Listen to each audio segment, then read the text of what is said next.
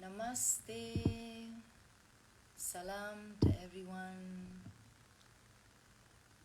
To those who are observing fasts, Ramadan Kareem. To those of you who are celebrating the Divine Feminine and the coming in of the Lunar Hindu New Year, a very happy New Year and a happy Navratri. Thank you for joining me. I have some very important news to share. Thank you so much. Hi Neha. Hello Dikshita. It's really lovely to have you all joining me in this abrupt live. I wanted to share something very special and important with those who follow me, and I'm very grateful and thankful to all of you for following me, my work, my journey. Thank you so much for your kindness, for your love, for your affection. Thank you so much. Just want to start off with gratitude. So I wanted to share that I had a download today, a spiritual download. Hi Arudhiti. A year or two back, I was teaching a course, making an offering called Devi. And this course was about re-embodying the divine feminine. Can you all hear me well? Can you all hear me well enough? I'm just going to check in because Maria says she can't hear me very well. Can you hear me well enough? Let me know, please. I'll just hang in there till I get an answer from somebody. Jai Shri Krishna. Can you guys hear me? Is audio okay? Please let me know. Yeah, okay. So, thanks Apeksha. Yes, but you can hear me. If it's a little lower, it's okay. I'm a very loud person otherwise, so I think it's okay if you hear me a little quieter. Okay, so I was saying that a year or two back, I had this download, the spiritual download, where I was teaching or making an offering of a course called Devi. And this course was about re-embodying the feminine essence, the divine feminine. And it started off as any natural, normal course that I was putting out there as an offering, which people could sign up for. And anybody could sign up for that course. But in the process of, starting to offer the course, I felt like I needed to make it as a gift to women. Because at that point of time, I was understanding the importance of coming back into my feminine essence. I'm a great Shiva Bhakt. I'm a big Shiva Bhakt. I have been embracing Shiva's energy. Wait, there's more of it. Where is it? Yeah, I've been embracing Shiva's energy for a very large part of my life. I believe embodying Shiva's energy offered me a chance to be purposeful, strong, committed, focused, and move and achieve towards the things that I wanted. But somewhere I had become very distant from Shakti inside myself.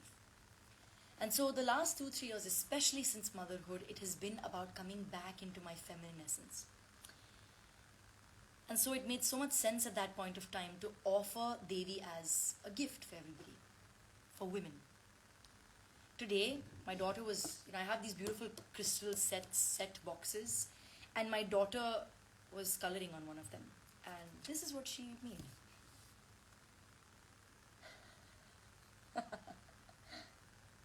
This is what she made.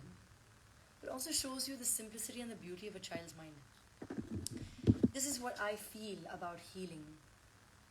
I believe everybody deserves a chance to be happy and colorful and joyous. And so I had just put out some news about the Chakraqs Convention, which I had started putting out as a course that people could sign up for. It's a 7-day chakra understanding of chakras and chakra balancing immersion. That's happening from the 10th to the 16th of April 2023, next month. But I've had yet another intuition to offer this course to men, women, anybody who wants to go on a healing journey absolutely free of cost. I think these intuition and these downloads come as a reminder of how privileged I am, of how blessed I am, of how life has given me so many gifts. and the hardships and the trauma and the difficulty. But I also understand how life is about the balance of the two and how beautiful it is to integrate our shadows, to feel our darkness fully, but to still choose to step into the light. And the reason I call Chakraqs a self-healing journey is because I do not believe that I'm doing the work. I'm just the medium. The one who needs to heal is the one who has to become his or her own healer. And so the Chakraqs Convention, which is an online immersion, is for anybody with no background, simply somebody who feels like they're missing something in life. They're not in understanding of their own energies. Why are they feeling imbalanced? What are their traumas? What are their blocks? Not able to understand what's the thing that's not allowing them to move ahead in life. What are they hanging on to? What are they not releasing? What are they not letting go of? And so for me, this self-healing journey has been a very personal journey. And I have been on this journey since 2016. It was the year that I really crashed. I had a huge drop in my life. My heart was ripped apart and I was super depressed in the year 2016. It was that moment that I decided to take my own healing in my own hands. And ever since, I'm not going to say I'm a happy person all the time because emotions come and go. But I have forbearance. There is a patience and a belief knowing that however ugly or difficult things may look like right now, they're going to get better. They always get better. And if they get worse, just prepare you for harder, for more difficult challenges. I think the main problem with the human mind and the human spirit is that a lot of us get addicted to the grief, get addicted to the pain, which by the way in nature is addictive. And so we don't want to get out of that. We don't want to move out from there. I feel like healing is not about the dialogue of the past, neither is it about the anxiety of the future. Healing is in the moment. Healing is the moment. The moment is healing medicine. And for me, developing chakraks, using chakraks, researching chakraks, understanding or getting machinery that could tap into understanding the biorhythms, the circadian rhythms, the systems of, the 7 chakras or the yin and yang meridians from Chinese traditional medicine. When I started doing that research, I discovered how at any point of time I have the capacity to call back my power to heal from inside. And that's why I want to offer the Chakraqs Convention, a 7-day symposium from the 10th to the 16th of April, absolutely free of cost. If you feel that there's something that you want to move past, something that you want to heal, something that you want to release, and you've just not found the place to start, I invite you with all my heart. Somehow that rhymed. And I really feel like this beautiful calling is the universe telling me that I'm here to serve. I may not be here to put money into the world, or I may not be here to, make jobs, or I'm not super intelligent either, so maybe my intellect is of no use in the world. But I know that there's one thing that I have, and that is to bring hope. And that is to bring energy and positivity to people. So this is my service. My service through Chakraqs is to be able to bring hope into the lives of people. Because just like this, everybody deserves to be happy. That's what the face of a dude looks like if his chakras are all aligned. Well, they're all aligned, aren't they? I started teaching my daughter about chakras, about the 7 chakras when she was very young. She has a little book, a book for kids that teaches them about the chakras. It's a beautiful book. I can share some of these amazing books. my year started off very, very dynamically, where I was gifted this book called Devi by my parents, and I'm currently reading the Book of Secrets by Osho. And there's this amazing book that I bought recently that's about understanding what's going on in the organ systems on the basis of what you see on the tongue, because the tongue has apparently the answers to a lot of what's happening in the organ system. And I feel so lucky for my life to be moving in this direction. It's happened all so organically that I could be of help to people, to watch them navigate depression, anxiety, so many different lifestyle issues, so many different issues that seem to be very known of and very common now. They may have existed, probably not in the same ratio, but definitely did exist before the age and time of social media. But now social media is bringing a lot of things to the forefront. And we do have social media and the internet to thank for that. And I do feel like, because I've always been blessed, because I have always received more from the universe than I ever asked, both the bitter medicine as well as the nectar, I really feel like after these beautiful 100 plus people that have gone on this journey with me, it's my time to make the Chakraqs Convention as an offering. And so this is me here telling you, letting you know that the 7-day symposium is going to see an introduction and an understanding of the 7 chakras. What is energy work? How do we master our own energy? What are the tools and modalities that we can explore on a daily basis to help elevate and expand our vibration? And anybody can take up this course, even if you can't attend live. The recordings will be available for lifetime access. You will have the recordings and you can go back to them whenever you have the time, whenever you're feeling a bit low. But I really feel called to this, and I feel so happy that this came. If I had it my way, and if I really didn't have to earn for a living, I would offer all my gifts for the world to have, to share, to teach, to dance, to work, to offer my healing, my learnings from the healing space, to offer my experience from, the life I've lived in the form of mentorship, in the form of guidance, in the form of advice, in the form of just sisterly, brotherly love even. I would. But life is such that it's always teaching us balance. And I'm starting to discover what that beautiful midpoint is. I would say that my life has always tilted towards certain things too much and towards other things not enough.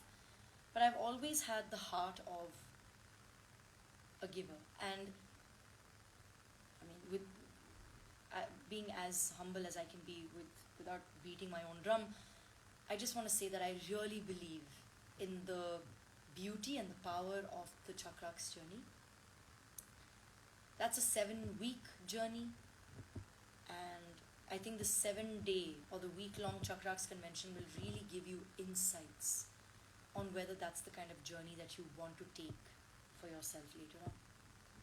And that's why I want to open the space, and I want to open the convention to anybody who wants to join us online for 7 days, absolutely free of cost. Invite your friends, invite your partners, invite your parents. Do DM me, Meher Banjaran, or Chakraqs, Chakraqs. It's made of 2 words, chakra and raqs. Raqs is dancer, dance. So Chakraqs for me is the dance of the chakras, or the dance of the 7 energy systems. Thank you so much, Akanksha, for your kind words. So yes, this is what I came to announce today, and I think there is no more auspicious window than what is happening at the current moment in time, with the beautiful alignment of the planets. If you don't know, then Uranus, Jupiter, the Moon, Mars, Venus are all in one semi-arc, like an arc-like alignment yesterday. And then there's Ramadan and Navratri, and it just feels like the right time. It feels like the right time. So if you feel called and want to join me on an absolutely free week-long chakra healing journey, please DM me or Chakraqs. I'm also going to open the space for the next 5 minutes. If there's anybody who has any questions for me, anything that you might want to ask me, anything you might want to get some feedback, or maybe just a stranger's perspective on something. If there's anything that I can support you with over the next 5 minutes, please let me know, because I think it's incomplete without me offering my service in this space. So please let me know if there's any questions. Garima, the timings will be 7 to 9 p.m. Indian Standard Time from 10th to 16th April. But you don't have to join live if you can't. Recordings will also be made accessible absolutely free of cost. So if you want to sign up still, you'll have to tell me, because then recordings can be sent to you. Thank you, Vikas. Thank you so much. Anything else, guys, that you would need help with? So, Kritika, your question is, whenever you do chakra meditation, you sleep in between. Why does it happen? Because, Kritika, to actually meditate, there are certain points. It's very natural for the body to either get, body and the mind, to either get too active during meditation or too lull. One of those two. And so there are particular postural techniques, particular breathwork techniques, particular focus and attention techniques that put you in the right alignment to begin your meditation practice. And so these are the prerequisites for starting your practice. Sometimes when we just do like a guided improv and like a guided meditation, I can't help the dancer in me. Sometimes the dance terminology comes out. So if you do like a guided meditation and you're just like letting loose your body or lying down or not taking the right kind of posture and keeping in check all the prerequisites for meditation, it's very possible that the mind will run or slow down and the body will just either shut down or be super jumpy. One of the best things you can do at that time when you're starting off meditation practice, for posture, you'll have to spend much more time to understand the deeper ways of meditating. But one of the best things that you can do, which I heard from Mingyur Rinpoche, who's a Buddhist Rinpoche, he says that if you're starting to meditate and your body's feeling agitated and you're not feeling like you're focused and you're restless, simply start by saying and acknowledging, I'm feeling restless. That's it. Just start with that. Super, super helpful. Okay, there's another question for me, from Namrata. Why I feel imbalanced when things go alright? Why I feel something is wrong or missing?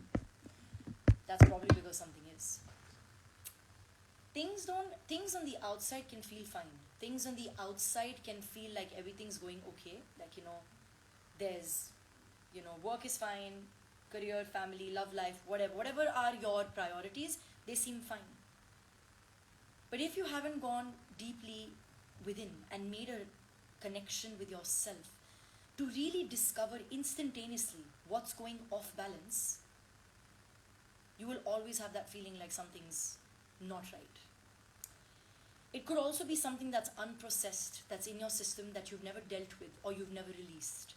There are a lot of answers to this question.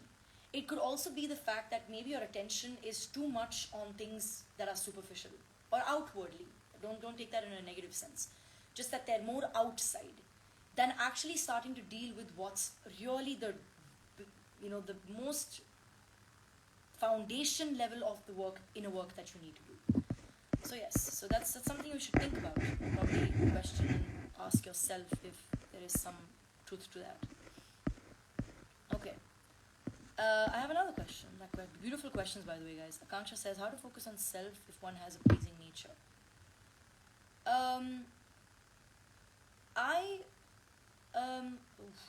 This one's easy, but not so easy at the same time. I've interacted with a lot of people who've had a people-pleasing kind of a nature, where they feel like by making others happy is how they're going to get happiness. But if I may say so, there are a lot of answers to this. But because I'm a student of Buddhist philosophy, I don't think there's anything wrong in that. I don't think there's anything wrong in wanting to please people. Maybe if we change the dialogue to, It gives me joy to make people happy. Now, in those list of people, you also have to have yourself. Otherwise, you're making a discrimination. If you see yourself to be as important as other people, and if you see other people to be as important as you, then there's a sense of equanimity, a sense of equality.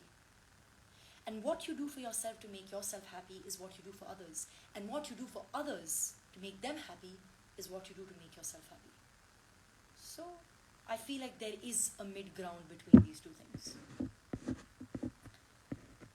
Alu says, I feel insecure when I'm in public and I want to heal. So Alu, the first thing to do is to find a healing space for yourself. To simply say and sit back and say that I want to is not what's going to support your journey. If you want to go on a healing journey, the only way is to take action. You can do it more silently if public makes you more anxious, but you have to take that step regardless. That's the only way we come into a more aware sense of ourselves. So Shekhar asked me while meditating how to avoid negative thoughts. So Shekhar, in the starting, I think few times, I mean, I would still say it could even go on for months, even years, is that we cling to the negative thought or we cling to the positive thought. So we cling to it, which is the sense of attachment. Attachment isn't simply I love my clothes. Attachment is this. Attachment is that everything that shows up here, you grab. And there is no need to. The mind's job, literally, is to create, think, emote, feel, do things, be distracted, be focused, play games, count sheep, whatever. The mind can do many, many things. But it is a training and a choice to grab on to everything that passes through the mind. Of course, over time, as we still our system, as we still our energy, as we still our minds, you will see that even thoughts move in a very delicate, cottony fashion instead of... And so, I would say, if you're meditating and thoughts emerge, the way to build that beautiful cloudy relationship, when I say cloud, I mean soft. I don't mean blurry, I mean soft. That soft relationship with your mind is to let things come through and just see them. And don't feel like, oh, I had a memory of my childhood and now I miss my childhood. Or college days was so great. Oh, I miss my girlfriend. Or why is he so far away from me? Oh, what's gonna be on the menu for dinner? So try to just let it move past instead of sitting with it. And so negative thoughts in general, if they come to you in meditation, they're coming to you otherwise as well. Because the meditating mind is not different from the other mind, the mind that I'm using right now. The only difference is that at that moment I'm still, and so I have to see the mind. Then I realize, oh wow, there are a lot of negative thoughts. But they're there, they're always there. And so to still them, to let it pass, to be unaffected by what kind of thought comes up is a good starting point. It's a gentle relationship with your mind. I will try, Vikas. I'll see. I don't know what you mean by contemporary. I'm just a mover, somebody who just moves freely. Whatever comes to my heart and whatever I can do as release and healing through others. So Neha's question for me is, hi Neha, firstly, I hope you're well, my sister. Thank you so much for what you're offering. Wanted to know, can beginners join this practice? Absolutely. You need no background. You need no background at all. But it's 7 days of this work and you're going to feel like an absolute amazing person. So yes, more than welcome. Please DM me. I think that was it. Do I have any more questions? Oh yes, there is. Akanksha has another question. One question related to professional money. Why do we feel guilty in measuring our talent from the number we deserve and I make to feel that we charge lower when that's not the case? That's because of our relationship with money. That's because of the whole dialogue around money. Now, for example, I'm offering a healing space for free because this is my service to people. But there are going to be people in my space who are going to feel that, oh, she is so quote unquote probably spoiling our market by offering things for free. Let me be very honest here. I'm not doing it out of desperation. I'm not doing it out of a lack of surplus. I'm not doing it to prove a point. I'm doing it because I simply want to. And so your worth is something that you define. You are the person that gets that right, and only you. You can decide on whether I want to offer something for free. When I did my beautiful, beautiful diploma in Buddhist studies, it was a year long of classes, exams, notes, such brilliant studies. It's the Nalanda Masters Diploma course in association with Tibet House. And our Geshe-la, he is just all respect for him. But this course, after so much effort being put in by so many people, is just a few thousand rupees for the whole year. Very minimal amount. It's almost like a donation amount. And what I received there, at this much of a physical financial value, I have not received with some of the greatest therapists and the greatest healers and the greatest energy workers. I truly believe that. Because that comes not from a space of ego, that comes from a place of service. And recognizing that every service can have some kind of a reciprocal energy towards it. So your worth is something that you define, my love. You can't let the world decide that for you. You decide your worth. And if you truly believe your worth is this much, or this much, don't let anybody tell you otherwise. Also, your worth is not associated to how much you make. That's a very limited approach to life. Alicia, my love, how are you? How do you not get triggered or better deal with the unfavorable reality when persisting in your mind for positivity? Okay, wow, that's a good one. What makes you think I don't get triggered? I get triggered. Everybody gets triggered. Because getting triggered is showing me where work needs to be done. What are the spaces that are making me triggered? And that's deep work. But when your eyes are on the prize, when I say this, I literally mean a better version of yourself. Then you realize that momentarily, pessimism is also okay because you're wanting to understand what's triggering you or what inside you needs work. Why are you getting triggered in this first place? It's not about getting triggered. I get triggered too. But then I introspect. I try to evolve from that reaction. And all of us have some set pattern of reactions. Mind you, I'm in no way close to being an ideal human being. Very, very far actually. But I do understand these things. And I do know that it is my aspiration to be better. My aspiration to learn. My aspiration to be a better person. For me, this is the only spiritual path. If your spiritual path is not supporting you in becoming a better version of yourself, then you can do how much of a meditation you want and it's of no use. This is what I truly believe. So I do get triggered, like all of us. But I also introspect on what triggered me. Yes, I'm going to save this like that. I'm just checking if there's any other questions for me. Alright, I think that's it. Thank you, and thank you all for being here once again. And if you do want to go on this beautiful, beautiful healing journey with me, where you understand the chakras, you understand your own energy, body, mind and spirit, understand where the traumas are, understand what your blocks are, why are you stuck in the same kind of jobs, why do you have a repeated loop in relationships, why are you simply feeling unhappy or lost. These are some of the things that we try to discover and explore in Chakraqs. So you're more than welcome to the Chakraqs Convention from the 10th to the 16th of April over Zoom.